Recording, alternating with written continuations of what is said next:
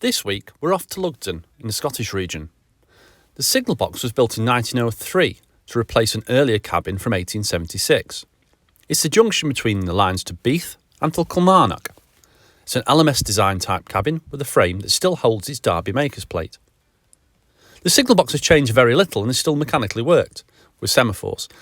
However, in the 2000s, a dynamic loop was added, roughly 7 miles in length, to increase traffic whilst also still keeping the original passing loop so that Lugton signal box could be closed out as required. We're here to see the Scottish Regions Tokenless Block. This is a system designed to use the best parts of the already in situ tablet and token systems on the single lines that controlled most of the Scottish region. Parts were already widely in use on the Scottish region, but there was a desire to remove the actual physical need to issue a tablet or token to a driver, thus speeding up traffic, whilst putting all the controls into a conventional block instrument on the signal box block shelf, again modernising equipment for the signallers. This removed the already life-expired much older tablet equipment, bringing in modern circuits and control systems.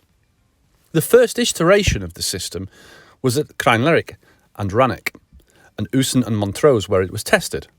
That was not without its issues, but over time the design was refined, separating the actual interlocking out of the block instrument into the relay room, and also keeping the block just for the indications. Later iterations removed the actual needle indicators, which could be confusing and could also stick, and replaced them with standard lights, thus improving the system. 5 versions later, we have the system that we're seeing today at Lugton. Now you'll notice there's 2 halves to the unit, a left and a right half. This is an intermediate signal box, and obviously the signal box needs to be able to close out. This is a Mark II system, but what you're actually looking at on the block shelf will be a Mark V derivative of the original. The system to the right is no longer in use and is now worked from the control centre with track circuits and axle counters. So there's still some iterations of the system in the design that are still changing from day to day. Anyway, let's jump to Lugton signal box and let our signaller Brian tell us how the system works. A token, which would be a big key or a staff, something like that, that you would give to a driver to go into a single line section, and then you wouldn't put another train in until that driver's been back and give you the staff back. Yeah. So this is basically an electronic token, an electronic staff or an electronic key, which is just used by pressing a long plunge in the button, which basically it's kind of like handing the key down to the next signaller and then he'll hand it back to me kind of thing. So there's only one train in the single line section at any one time. And I believe that's the latest Mark V system, that. Now you're showing your train spotting abilities here, come on! A Mark V. It's certainly a modern one, that's for sure. I think this is the only new one that we've put in. Yes, there's no many in the whole of Scotland to Scottish Tokenless. I don't know how many there is, but why would we put a new one? There's only a couple. Yeah, there's one down at Kilmarnock. Yeah, Kilmarnock. yes, Kilmarnock. So the reason I believe that that's been put in is because the whole place has been updated. So this became a power loop, I think they call it. So basically the loop used to be this size. Yes. With single line both ends there. So the train would come down here and stop, and the other train would come down on the single line and stop. They'd be facing each other. It was a wee bit terrifying. Yeah. And then the first train that arrived would go into the loop. The next train would go by, and then you would clear the section again. You would kind of take the staff back and get to this guy electronically, and then he'd go down. So that was kind of how it worked. But you only done that like twice in the morning and twice at night. So you're sitting reading your book, you're just chilling all day, and then it's like, right, oh, especially I was new, it's like, oh, you're all going and kind of, right, I need to concentrate here, because it was just one train up, one train down. It was simple all day, and then you kind of have a wee panic in you with that, the first cross, because if something goes wrong, or, and it was always terrifying for me, because it was basically 2 trains heading towards each other at that point. It's a wee bit kind of, goes against everything you've been taught. Yeah, so that was I think that's the reason when the power loop get put in, this is when they put the new system in. So you've taken a couple of extra miles of track there, haven't you? Yeah, I would suggest maybe about 7 mile or something like that. It's quite a long loop. What was previous? Was it just single section before? A single section, basically for the end of 12 points here. Single line on the way down, and then for there, single line on the way down. So that's about 7 mile to Barhead. So that's basically, is that the service doubled or?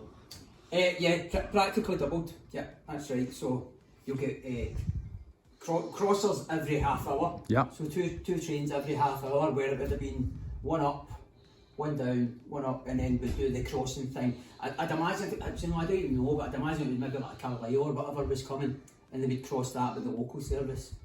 So you still have the ability, if you wanted to, close the box out and still run as though the old loop was there. Yeah, we did do that up to a point now, before they put in this, which is what's it called? Axle counter section. Ah, yes. So there's an axle counter section between here and Barhead. So there's no train detection between here and Glasgow. Yeah, but so they went 24/7. So you used to close out on a Saturday night. Yeah. So again, it basically takes the work out of commission, and it's one train up, one train down, which you can do if there was like a fault in the loop or whatever. You would just do that. Yeah. You can't do it. So you still do it like that in 40 seconds. Your fault, Alec. I was in the toilet. Right, so that's a delay to the hour. I get that in camera.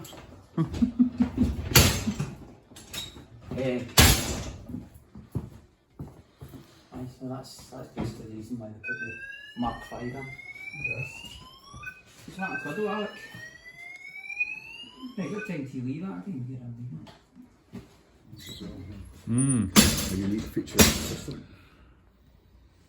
There actually was a token key in here, but it's went walkabout. It was in a nice wee bag, wee old ancient leather bag and stuff. Was that for the Giffen branch? It would have been. It possibly could have been. Yeah, It was some sort of token. Yep. Yeah, it probably would.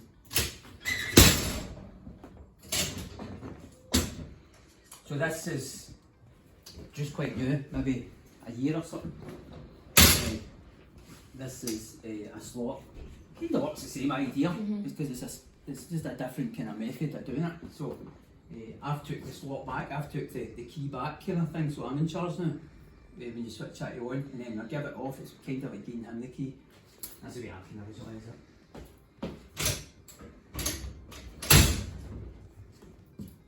So it's a permission and request, Yeah. a permission and acceptance. So Yeah. if you're the one that's sending the train, you're asking for permission. Yeah. And vice versa. Yeah. Although You don't get permission. You I don't need to ask permission with this system. You just take With it. this system, you ask permission, absolutely. Yeah, this one I just take it, and he needs to ask permission. Right, okay. Yeah, so I'm kind of in control of this. Which you would think the grade 9 up there would be in control, no the grade 3 down here kind of thing. But He doesn't even need to ask for permission now, Brian. You've got to. well, I'm no even. know, I did I not know. say that. He said that. I wouldn't have said that, Alex, because that is one serious breach of the rule, if you ask me. You only get it for one train, so it's only one shot. If there's two trains coming one after another, Brian have to take the slot back and try again. So you can't just leave it if there's Yeah, But I can leave it the other way. yeah. So this if you need in it, come on, so I'm going really slow with the bells. You've got to give a long plunge for the signal to go across.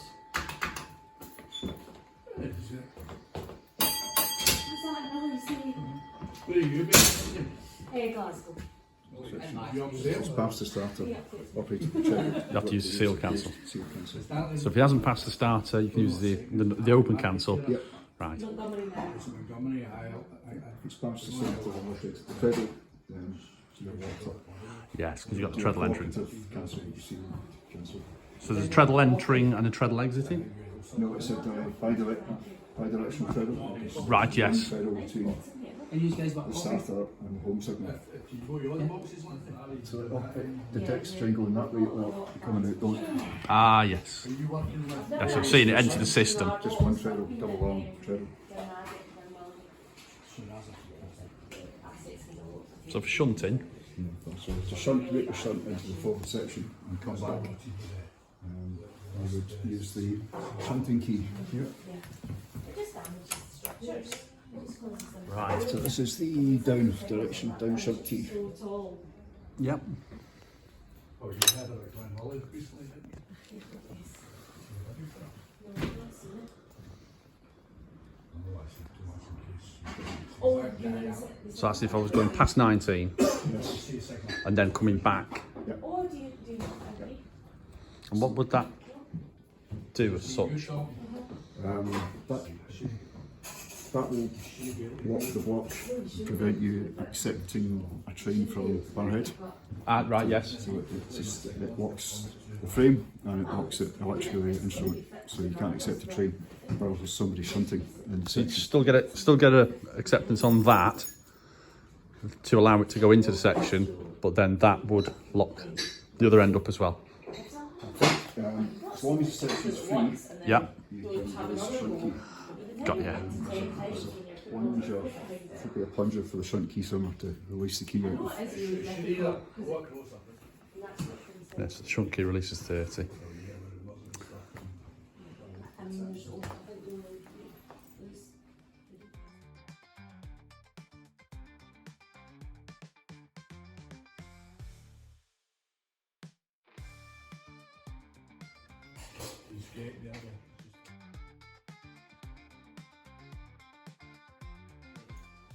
Mechanical right.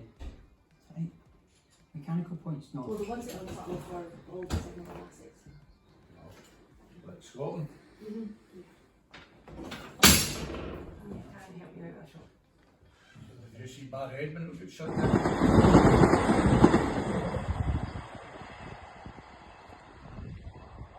Doing anything. But again, it was in this control period, there's no spare pennies to do everything that isn't absolutely necessary.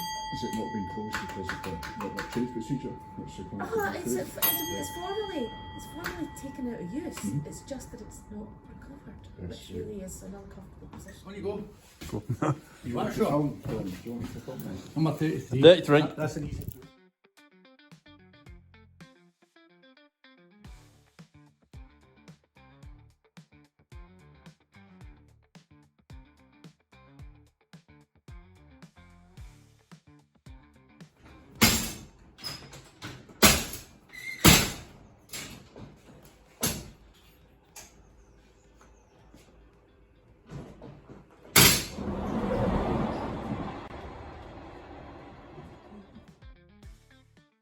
Now we have our colleague Peter Ramsay to thank for the next portion of the video, where he explains some of the circuits in use on the tokenless block system. So, over to Peter. That you want to send, so you want to send by these relays here. So you've got NLR and RLR. So that NLR up gives you normal polarity, RLR up reverses the polarity that's sent to line. And then you've got a cancelling relay in here as well. So if you're doing an open cancel, you use the CANR to reverse the polarity and clear the block. Yeah. So that's why you've got an extra set of full changing contacts. Basically, yeah, the LR is just normal reverse contacts, so that picks up an NPR or an RPR. The RPR sticks itself up, so it's just a stick held relay. But the NLR and RLRs, the interlocking relays, are latched. So you've got a pickup coil and you've got a flow down coil. So this circuit unlatches the NLR, and then if the NLR is proved down, it picks up the RLR, which then is latched up. So then you'd have to operate this circuit to throw down the RLR, and when it's down, allows the NLR to pick back up. So these latch relays store the condition of the block. So if the power fails, the relay will render. It's normal. Anyway, we hoped you enjoyed that little video into the Scottish Region Tokenless Block system and our look around Lugton Signal Box. We'd like to thank our colleagues Lynsey Hunter and Darren Bye at Network Rail, Peter Ramsay for his deep and technical knowledge, and our signaller Brian for showing us around. So until next time, have a safe journey.